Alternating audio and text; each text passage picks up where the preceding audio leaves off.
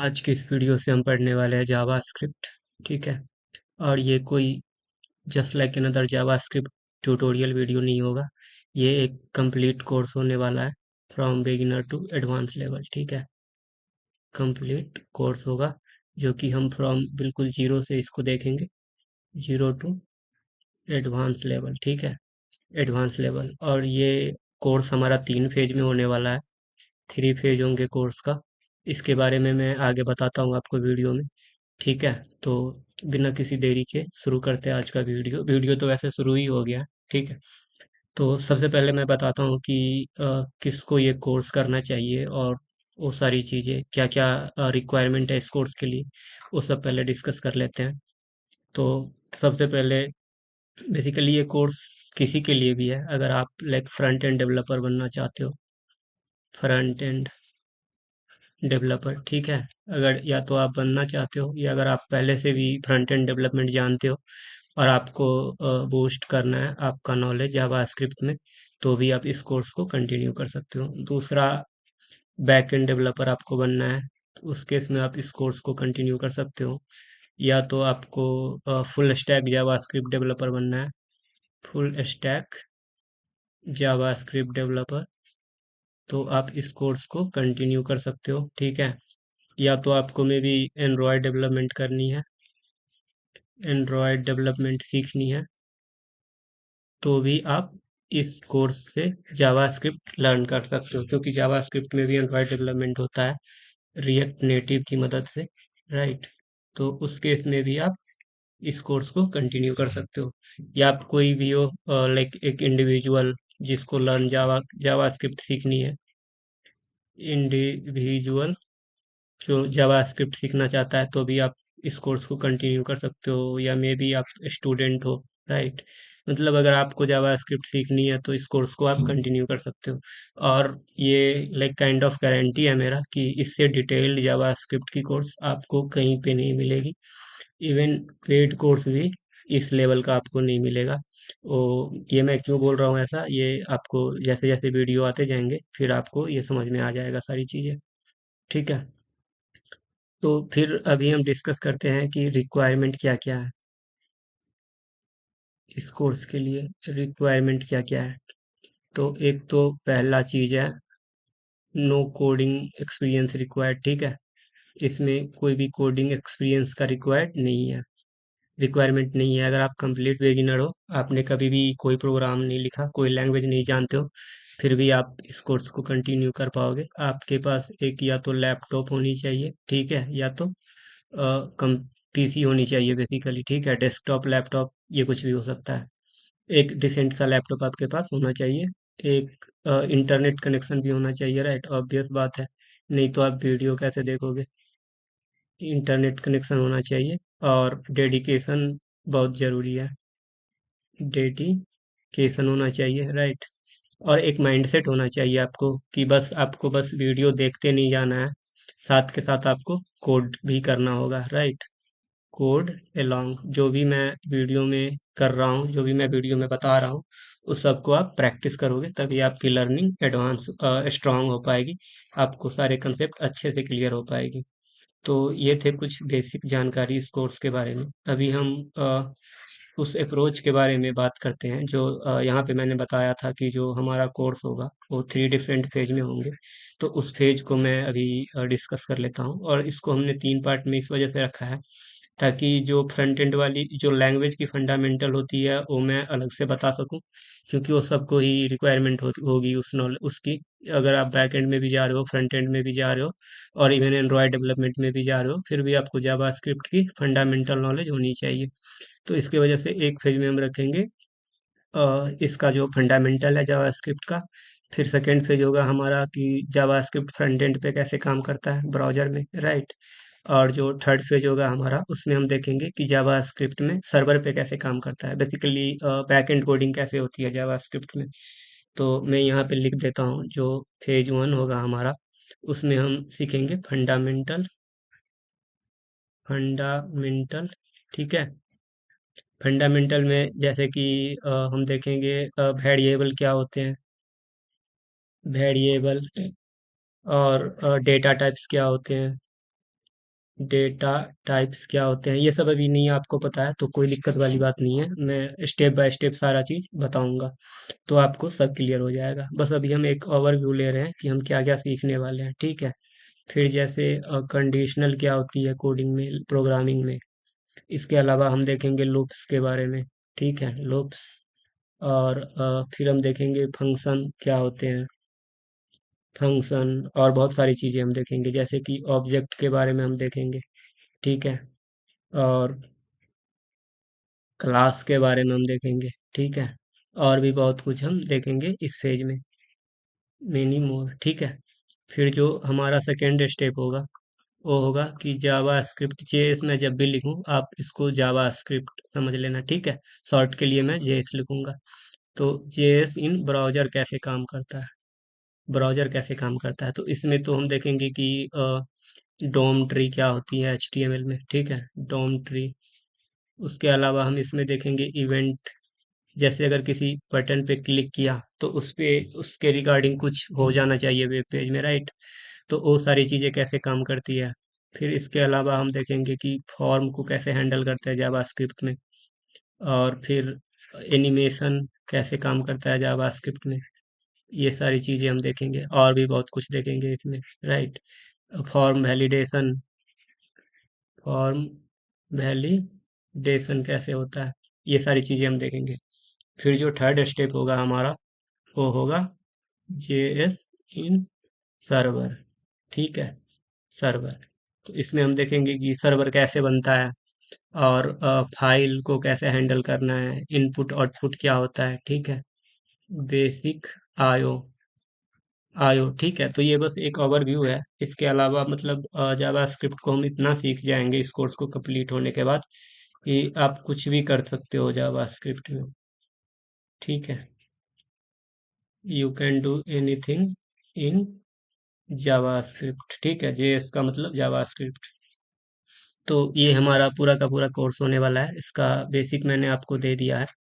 तो आपको अगर सीखना है JavaScript completely from zero to मतलब एडवांस लेवल तक, तो आप इस चैनल को सब्सक्राइब कर लेना। और अभी हम बात करते हैं जावा स्क्रिप्ट होती क्या है, ठीक है। जावा स्क्रिप्ट का थोड़ा हम थ्योरेटिकल चीज़ें देखते हैं, फिर हम मूव करेंगे कोड पे।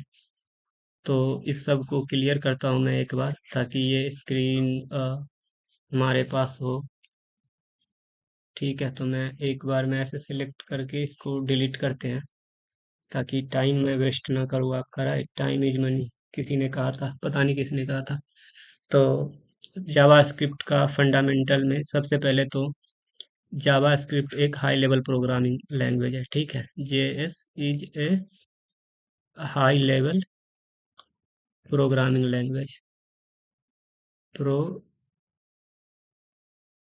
प्रोग्रामिंग लैंग्वेज है, ठीक है। जावास्क्रिप्ट एक हाई लेवल प्रोग्रामिंग लैंग्वेज है। अभी ये प्रोग्रामिंग लैंग्वेज क्या होता है और इसमें हाई लेवल क्या होता है।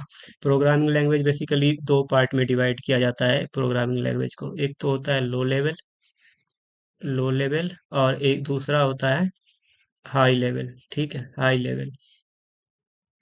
तो जावास्क्रिप्ट जो है हमारा वो हाई लेवल प्रोग्रामिंग लैंग्वेज है। इस दोनों में डिफरेंस क्या होता है, जो लो लेवल होता है वो बेसिकली लिटिल बिट हार्ड होता है, हार्ड टू लर्न, ठीक है। और ये क्या होता है, ये इजी टू लर्न होता है, इजी टू लर्न। लर्न इसमें बेसिकली मोस्ट ऑफ द चीज़ें आपके इंग्लिश के वर्ड ही होते हैं तो इसके लिए ये थोड़ा इजी हो जाता है लर्न करना। तो जावास्क्रिप्ट एक हाई लेवल लैंग्वेज है जिसका जो बेसिक इनिशियली इसका जो यूज था to make a web page interactive, ठीक है, make a web page interactive.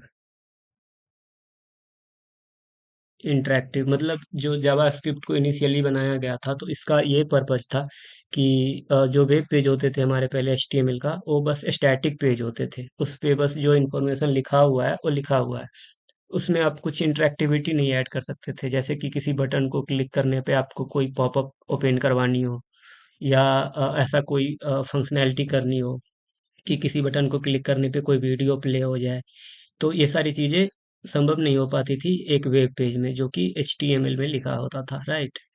तो वेब पेज में ये सारी कैपेबिलिटीज लाने के लिए इंट्रोड्यूस किया गया जावा स्क्रिप्ट को। जावास्क्रिप्ट आने के बाद एचटीएमएल में अभी हम कोडिंग लिख सकते थे, और इसकी वजह से वेब पेज इंटरेक्टिव हो गए, मतलब बटन पे क्लिक लगाना और वो सारी चीज़ें संभव हो पाया जावास्क्रिप्ट में। ये थे ओल्डर जावास्क्रिप्ट। बट टाइम के साथ क्या हुआ, जावास्क्रिप्ट इवॉल्व हो गया बहुत ज़्यादा, ठीक है, इवॉल्व। और आज के डेट में जावास्क्रिप्ट वेब पेज के साथ साथ किसी भी सिस्टम पे चल सकता है, एनी प्लेटफॉर्म पे ये एग्जीक्यूट कर सकता है। जैसे आप मोबाइल का ऐप बना सकते हो, ठीक है, मोबाइल ऐप बना सकते हो जावास्क्रिप्ट में। और फिर आप इवन डेस्कटॉप का ऐप भी बना सकते हो जावास्क्रिप्ट में। आप बैक एंड बना सकते हो जावास्क्रिप्ट में, ठीक है। और ये कंप्लीट एक वेब ऐप आप बना सकते हो जावास्क्रिप्ट में। तो ये थे जावास्क्रिप्ट के कुछ इंट्रोडक्शन, कुछ बेसिक मतलब जावास्क्रिप्ट से रिलेटेड। इसके अलावा अभी हम देखते हैं कि जावास्क्रिप्ट काम कैसे करता है, उसके बारे में हम देखते हैं थोड़ा सा। तो यहाँ पे मैं एक हेडिंग डालूंगा बेसिकली, ठीक है, हाउ जावास्क्रिप्ट वर्क, कि जावास्क्रिप्ट काम कैसे करता है। तो अगर आपने पहले से अगर कोडिंग की है या नहीं भी किया है, तो एक चीज़ बेसिकली आपको पता होगा कि जो कंप्यूटर होता है वो बस बाइनरी डिजिट समझता है, राइट। या तो जीरो वन, जीरो समझता है या फिर वन समझता है। तो जब भी आप इस पे कोई कोड लिखते हो, जैसे अगर मान लो कि आपने किसी एक लैंग्वेज में कोड लिख दी, ये कोड की फाइल है लेट से, यहाँ पे लिखते हैं अभी, ये लेट से एक कोड की फाइल है जिसको हमने लिखा है C++ में, राइट। तो इसमें हम इंग्लिश में कोडिंग कर देते हैं, लेकिन कंप्यूटर को ये समझ में नहीं आता है। तो इसके लिए हमें एक सॉफ्टवेयर का जरूरत पड़ता है जिसको हम बोलते हैं कंपाइलर, ठीक है, कंपाइलर। ये लैंग्वेज स्पेसिफिक होते हैं, जैसे C++ का कंपाइलर अलग होगा, पाइथन का कंपाइलर अलग होगा, इस तरीके से, ठीक है। तो ये क्या करता है, जब भी आप कोड को रन करोगे तो सबसे पहले आप कंपाइलर में इसको कंपाइल करोगे, ठीक है। ये इंग्लिश का कोड है, कंपाइलर इसको क्या करेगा, इसको कन्वर्ट कर देगा मशीन कोड में। ये क्या करेगा, मशीन कोड में इसको कन्वर्ट कर देगा, और फिर ये कंप्यूटर पे एग्जीक्यूट हो जाएगा। ये जो मशीन का कोड है ये कंप्यूटर पे एग्जीक्यूट हो जाएगा। तो किसी भी लैंग्वेज को एग्जीक्यूट कराने के लिए, किसी भी प्रोग्राम को रन कराने के लिए आपको एक प्रोग्राम की जरूरत पड़ती है जिसको हम बोलते हैं कंपाइलर। और ये लैंग्वेज स्पेसिफिक होती है जो आपके कोड को मशीन के कोड में कन्वर्ट करके फिर आपके कंप्यूटर सिस्टम पे एग्जीक्यूट करवा देता है। ये चीज़ें आपको पहले से पता होगी अगर आपने किसी लैंग्वेज में कोडिंग करी है। अगर नहीं करी है तो कोई दिक्कत की बात फिर भी नहीं है। आप बस इतना जान लो कि एक हमें सॉफ्टवेयर चाहिए होता है जो हमारे कोड को मशीन के कोड में कन्वर्ट कर दे, ठीक है। तो ये होते हैं अदर प्रोग्रामिंग लैंग्वेज में, बेसिकली एक ये कंपाइलर चाहिए होता है। तो ठीक उसी तरीके से जावा स्क्रिप्ट को रन करने के लिए हमारे पास होता है जावा स्क्रिप्ट इंजन, ठीक है। जावा स्क्रिप्ट इंजन ये बेसिकली एक कंपाइलर के जैसा होता है जावा स्क्रिप्ट के लिए, और ये इनबिल्ट होता है, इनबिल्ट इन वेब ब्राउजर, वेब ब्राउजर। ये कोई सा भी आपका अगर वेब ब्राउज़र हो, तो ब्राउज़र के अंदर एक पहले से सॉफ्टवेयर डल के आता है जिसको हम बोलते हैं जावास्क्रिप्ट इंजन, ठीक है। और इसी जावास्क्रिप्ट इंजन का काम होता है कि जो भी जावास्क्रिप्ट उस वेब पेज में लिखी होगी, जो भी कोड किया होगा जावास्क्रिप्ट में, उसको एग्जीक्यूट करवाना, ठीक है। एग्जीक्यूट का मतलब रन करवाना, और उसका आउटपुट आपको वेब पेज पे दिखाएगा ये, ठीक है। जैसे कि कुछ जावास्क्रिप्ट इंजन, अगर आप क्रोम ब्राउज़र यूज़ करोगे तो उसमें जो जावास्क्रिप्ट का इंजन होता है उसको बोलते हैं हम V8। और जो फायरफॉक्स में जावास्क्रिप्ट का इंजन होता है उसको बोलते हैं आई थिंक स्पाइडर मोंकी, ठीक है, स्पाइडर मोंकी। इसके अलावा भी कुछ जावास्क्रिप्ट के इंजन होते हैं, जैसे एक होता है चक्रा, आई एम नॉट श्योर नाम में सही याद है मुझे, बट और भी अलग अलग जावास्क्रिप्ट के इंजन होते हैं, ठीक है। तो ये ये है, इस तरीके से जावास्क्रिप्ट काम करता है। तो एक यही दिक्कत थी कि ये जो जावास्क्रिप्ट पहले सिर्फ ब्राउज़र में ही रन होती थी। इसी की वजह से जावास्क्रिप्ट में हम बस फ्रंट एंड बना सकते थे किसी वेबसाइट का, क्योंकि जावास्क्रिप्ट को रन होने के लिए ब्राउज़र चाहिए, और जावास्क्रिप्ट डायरेक्टली आपके ओएस से कम्युनिकेट नहीं कर सकता था। जैसे आप ये मान लो ओएस है, जो हमारे कंप्यूटर का फुल एक्सेस होता है, कंप्यूटर का जो डायरेक्ट एक्सेस होता है और फुल एक्सेस होता है, वो होता है हमारे ओएस के पास, राइट।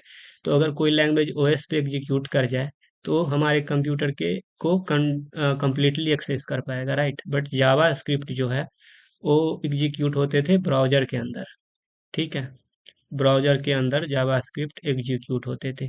तो इसके वजह से जावास्क्रिप्ट को डायरेक्टली हमारे ओएस का एक्सेस नहीं मिल पाता, राइट। इसके वजह से क्या होता था कि जावास्क्रिप्ट जो है वो ब्राउज़र के बाहर एग्जीक्यूट नहीं होगा। अभी जावास्क्रिप्ट ब्राउज़र के बाहर एग्जीक्यूट नहीं होगा, तो इसके वजह से ये हमारे कंप्यूटर को फुल पोटेंशियल पे एक्सेस नहीं कर पाएंगे। मतलब सारा जो ऑपरेटिंग सिस्टम का फाइल सिस्टम है, और जो इसका आईओ है, मतलब इसका जो इनपुट आउटपुट है, इसकी जो नेटवर्क की स्टेट है, वो सारी चीज़ें जावास्क्रिप्ट डायरेक्टली एग्जीक्यूट एक्सेस नहीं कर पाती थी।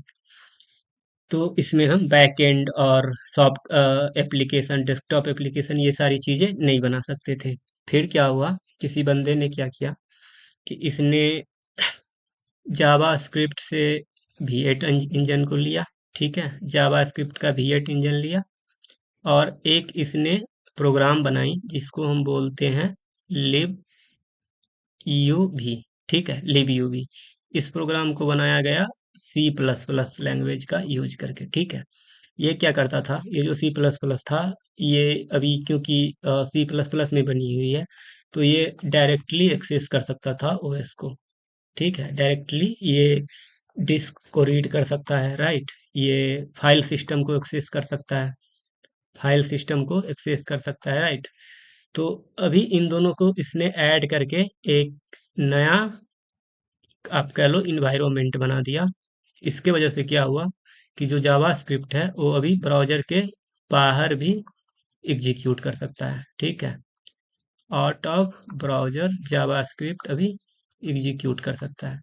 और ये जो इन्वायरमेंट है, ये जो कम्प्लीटली इन्वायरमेंट है जावास्क्रिप्ट की, ये इंजन V8 इंजन और ये लिब यूवी लाइब्रेरी, इसको नाम दे दिया गया नोड जेएस, ठीक है। Node JS. तो जावास्क्रिप्ट बेसिकली क्या है, जावास्क्रिप्ट एक प्रोग्रामिंग लैंग्वेज है जो कि ब्राउज़र पे रन करता है, और नोड जेएस जो है वो एक इन्वायरमेंट है। नोड जेएस में भी एक लैंग्वेज, आप इसको बोलो कि नोड जेएस प्रोग्रामिंग लैंग्वेज है, तो मे बी ये गलत भी होगा ऐसा बोलना, क्योंकि नोड जेएस क्या है, एक ये इन्वायरमेंट है, इन्वायरमेंट प्रदान करता है नोड जेएस को जावा स्क्रिप्ट को रन करने के लिए। To run JavaScript, JavaScript outside the browser, ठीक है। तो ये है पूरा का पूरा कि कैसे जावास्क्रिप्ट काम करता है। आई होप कि ये सारी कंसेप्ट आपको समझ में आई होगी। अगर कहीं पे कोई सा भी पॉइंट आपको समझ नहीं आया तो आप कमेंट सेक्शन में पूछना, ठीक है। तो अभी हम आगे बढ़ते हैं। तो इसके बाद क्या हुआ, जो पहले लिमिटेशन थी जावास्क्रिप्ट के पास कि वो फाइल को नहीं रीड कर सकती थी, राइट। फाइल रीडिंग, ये सारी चीज़ें पॉसिबल हो पाई नोड जेएस की वजह से। और नोड जेएस की वजह से ही जावास्क्रिप्ट की जो कैपेबिलिटी है वो बहुत बढ़ गई, और अभी हम इसमें ऑलमोस्ट किसी भी टाइप का एप्लीकेशन जावास्क्रिप्ट का यूज करके ही बना सकते हैं। तो इतना ही, यही था हमारा जो थ्योरेटिकल नॉलेज जो हमें चाहिए होगा जावास्क्रिप्ट का। तो इस वीडियो में हम क्या करेंगे, जावास्क्रिप्ट को लिखने के लिए, इसको प्रोग्राम करने के लिए हमें दो चीज़ों की ज़रूरत पड़ती है। तो एक तो हमें कोड एडिटर चाहिए, राइट। कोड कोड एडिटर, जो कि हम HTML और CSS के वीडियो में भी यूज कर रहे थे, VS कोड का हम यूज करने वाले हैं, ठीक है। और एक वही कंपाइलर या इन्वायरमेंट आप बोल लो, इन्वायरमेंट बोल लो, जो कि हो सकता है ब्राउज़र या कहीं पे, मतलब जो कोड हम लिखेंगे उसको एग्जीक्यूट तो करना पड़ेगा कहीं पे, उसका आउटपुट तो चेक करना पड़ेगा कहीं पे। तो इसके लिए या तो हम यूज कर सकते हैं ब्राउज़र, या हम यूज कर सकते हैं नोड जेएस, ठीक है। तो अभी जो हमारा फर्स्ट फेज होगा वीडियो का, उसमें हम यूज करने वाले हैं नोड जेएस का, ठीक है, ताकि ब्राउजर में हमें बार बार वो रिलोड और वो सारी चीजें नहीं करनी पड़ेगी। VS कोड में ही हम रिजल्ट देख पाएंगे, हम जो भी कोड लिखेंगे उसका। तो नोड जेएस को यूज करने के लिए हमें क्या करना पड़ेगा, सबसे पहले नोड जेएस को इंस्टॉल करना पड़ेगा हमारे सिस्टम में, ठीक है। तो नोड जेएस को इंस्टॉल करने के लिए आपको क्या करना है, आपको आना है अपने ब्राउजर पे। मैं ओपन करता हूँ ब्राउजर, और आप अपना ब्राउजर ओपन करके यहाँ पे सर्च करो नोड जेएस डाउनलोड। अभी आप मतलब ऐसा नहीं सोचना कि भाई अभी तो जावा स्क्रिप्ट सीखा नहीं और सीधा नोड जेएस, तो वो कोई दिक्कत नहीं आएगी आपको। नोड जेएस का यूज हम बस जावा स्क्रिप्ट को ब्राउजर कंप्यूटर पे एग्जीक्यूट करवाने के लिए ही यूज करेंगे बस। और यहाँ पे आप आओगे नीचे, तो यहाँ पे जो विंडोज का इंस्टॉलर है उसको आपको डाउनलोड कर लेनी है, या अगर आपका ऑपरेटिंग सिस्टम दूसरा है तो ये डिटेक्ट कर लेगा, अगर नहीं भी डिटेक्ट करे तो यहाँ से आप चेंज कर सकते हो जिस भी ऑपरेटिंग सिस्टम में आप हो उसके लिए, ठीक है। और एक बार ये जब इंस्टॉल हो जाए तो क्या करना है, इसको ये डाउन हो गया वैसे, मैं ट्राई करता हूँ इसको एग्जीक्यूट करने का। तो नॉर्मल जैसे कोई सॉफ्टवेयर आप इंस्टॉल करते हो, इस पे डबल क्लिक करोगे तो ये एग्जीक्यूट हो जाएगी, और फिर इसकी जो टर्म्स कंडीशन होगी वो सारी चीज़ें चेक करके और नेक्स्ट नेक्स्ट करके नॉर्मली ये सॉफ्टवेयर के जैसे इंस्टॉल हो जाएगा। तो अभी ये आई गेस कंप्लीट हुआ नहीं है, ये इसका कुछ प्रोसेसिंग चल ही रहा होगा अभी, नहीं तो ये इस तरीके से आ जाता है। तो एक बार इसको होने देते हैं, फिर हम इंस्टॉल करते हैं इसको। ये हो गया अभी, तो इस पे डबल क्लिक करना है, ठीक है। और ये कुछ इस तरीके का इंटरफेस आएगा, ठीक है।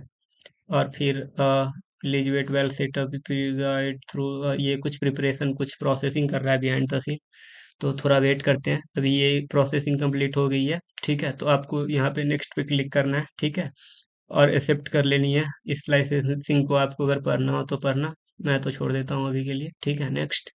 और फिर बस आपको ये नेक्स्ट नेक्स्ट क्लिक करते जाना है, ठीक है।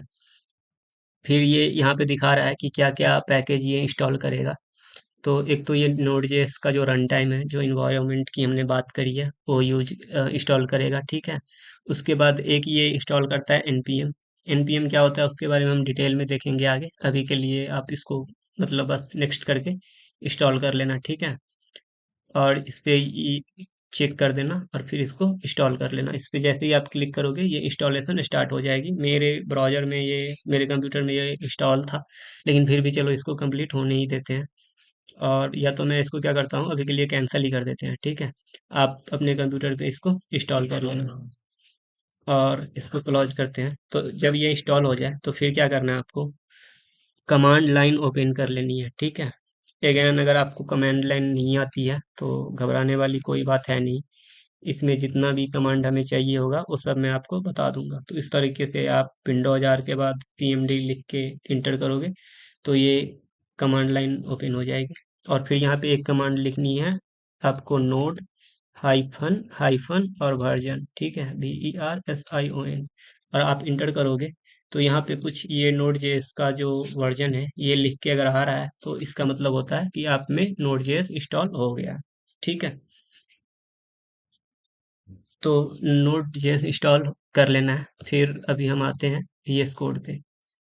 तो मैं ओपन करता हूँ, एक फोल्डर हमने बना रखी है तो उसको मैं लाता हूँ सबसे पहले।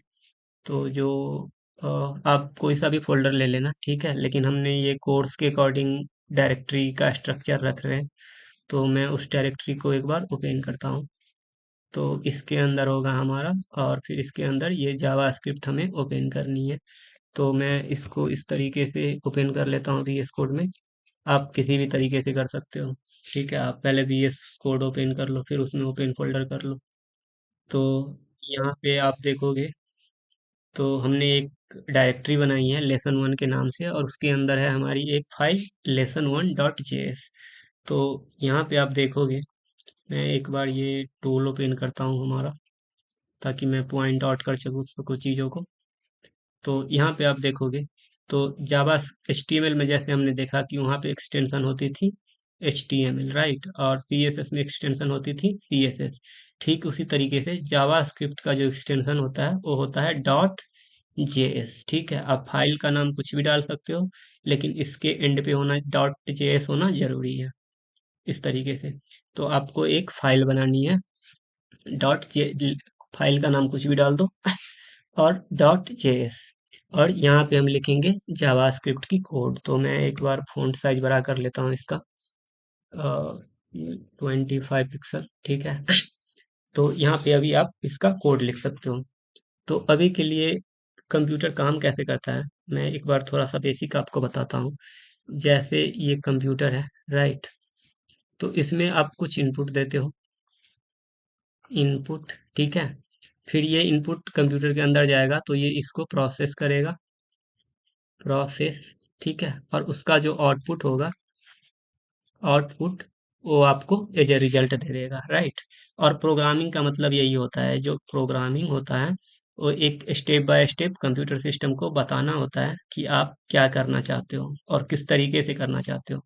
एक एक स्टेप आपको बतानी पड़ेगी, एल्स कंप्यूटर जस्ट एक मशीन है, इसके पास कुछ भी सेंस नहीं है, ये खुद से कुछ नहीं कर सकता।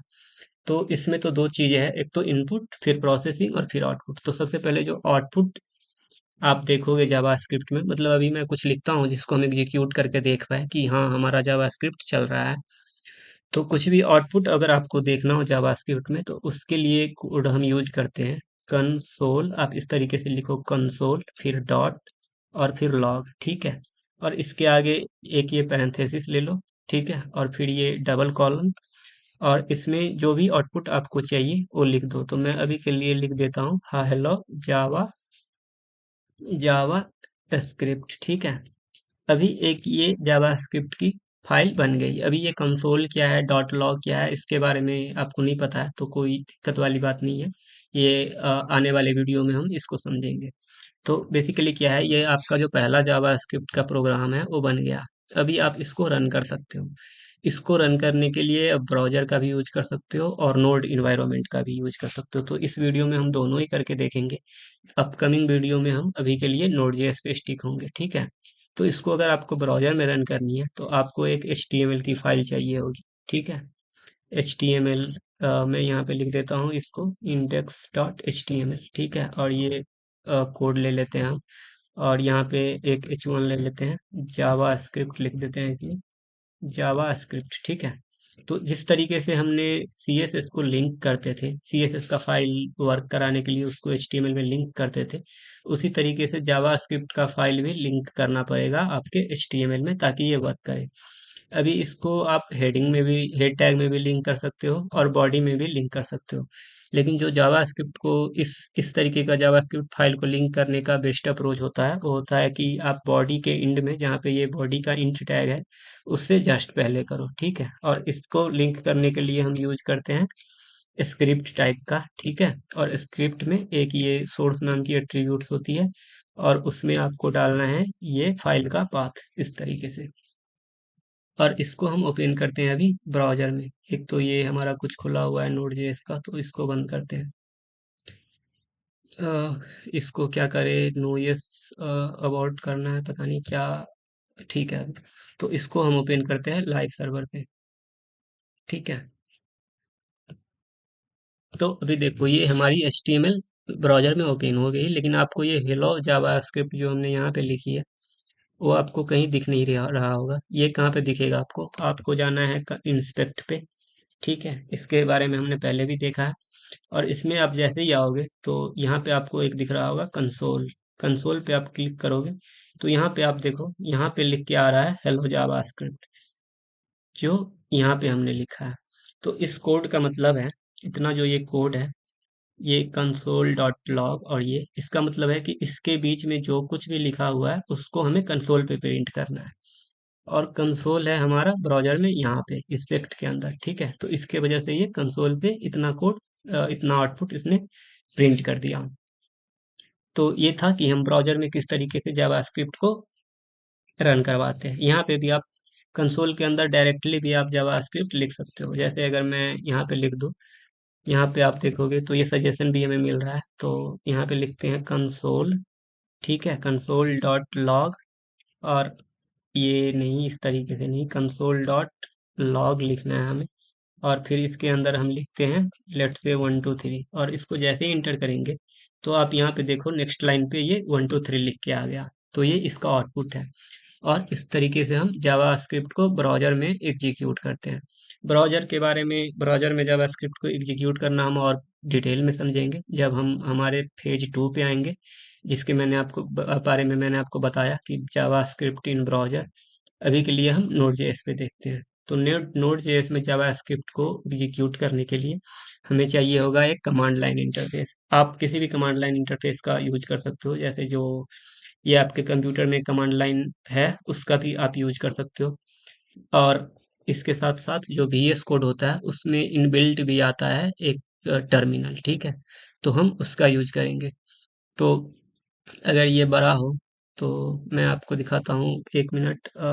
कंट्रोल माइनस करना है आई गेस, या तो यहाँ पे आप देखोगे तो टर्मिनल एक मेन्यू आ रही है, और उस पे आप जाओगे तो एक ये न्यू टर्मिनल पे आप क्लिक करोगे तो यहाँ पे नीचे आपको एक CLI कमांड लाइन इंटरफेस बन के आ जाएगा, ठीक है।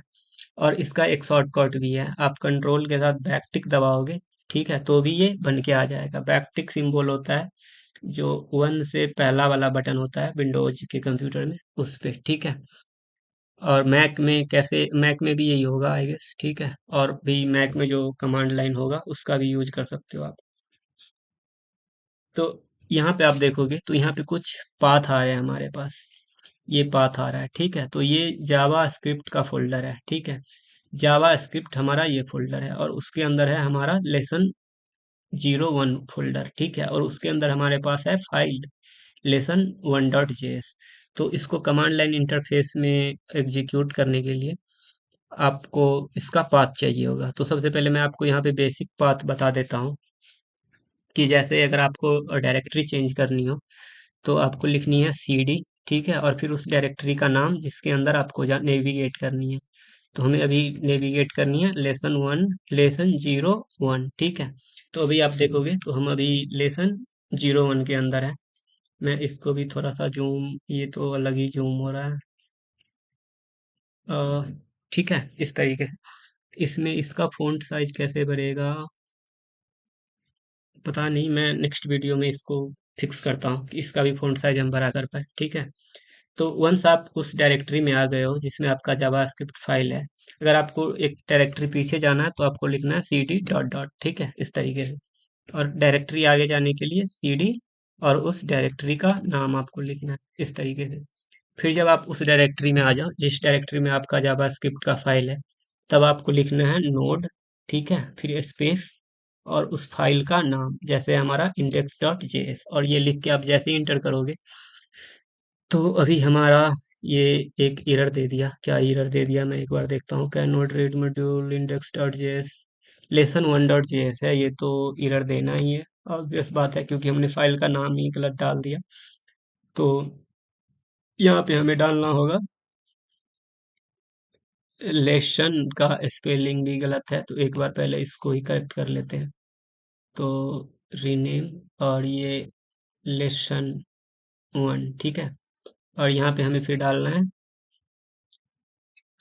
lesson1.js, और इसको इंटर करना है। अभी भी ये LESSON हमने 1, फिर आप अगर अप एरो की दबाओगे तो जो पिछले कमांड आप एग्जीक्यूट करवा चुके हो, रन करवा चुके हो, वो सारे आपको इस तरीके से आते जाएंगे, ठीक है। तो यहाँ पे 1 हमने मिस कर दिया था। तो इसको आप जैसे ही इंटर करोगे तो आप देखो यहाँ पे हमारे पास लिख के आ गया हेलो जावा स्क्रिप्ट। बेसिकली इस स्क्रिप्ट का, इस फाइल का जो आउटपुट है वो यहाँ पे नीचे आ गया हमारे पास, ठीक है।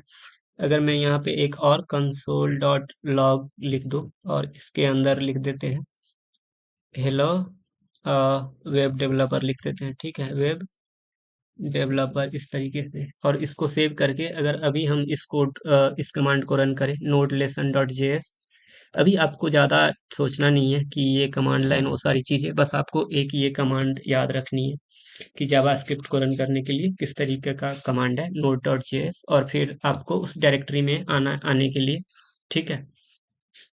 मोस्ट प्रोबेबली आप अगर VS कोड में जो टर्मिनल को ओपन करोगे तो डायरेक्टली हमने जो फोल्डर ओपन करिए, जैसे हमने ये फोल्डर ओपन करी है। तो जब आप ओपन करोगे टर्मिनल तो आप इसी फोल्डर में रहोगे, ठीक है। अगर एक फोल्डर आपने यहाँ पे बना लिया है, जिस तरीके से मैं बनाया हूँ जावास्क्रिप्ट के अंदर लेसन 1, तो फिर आप वो सीडी करके इसके अंदर आ सकते हो। तो अभी अगर मैं इसको एग्जीक्यूट करता हूँ तो आप देखो ये पहला वाला लाइन का आउटपुट ये है हमारा हेलो जावास्क्रिप्ट, और दूसरा वाला लाइन का ये है हमारा output hello web web developer, ठीक है। तो आज के वीडियो के लिए इतना ही रखते हैं। आई होप कि ये सारी चीज़ें आपको समझ में आई, और अगर कुछ समझ में नहीं आया या किसी चीज़ पे आपको ज़्यादा एक्सप्लेनेशन की ज़रूरत है, तो आप कमेंट करके हमें बताना, ठीक है। और वीडियो अच्छी लगी तो आप वीडियो को लाइक कर लो और चैनल को सब्सक्राइब कर लो। आपको कंप्लीट जावास्क्रिप्ट सीखनी है तो हम नेक्स्ट वीडियो में मिलेंगे, जहाँ पे हम जावास्क्रिप्ट में वेरिएबल क्या होते हैं उसके बारे में देखेंगे। Till then, thank you for watching.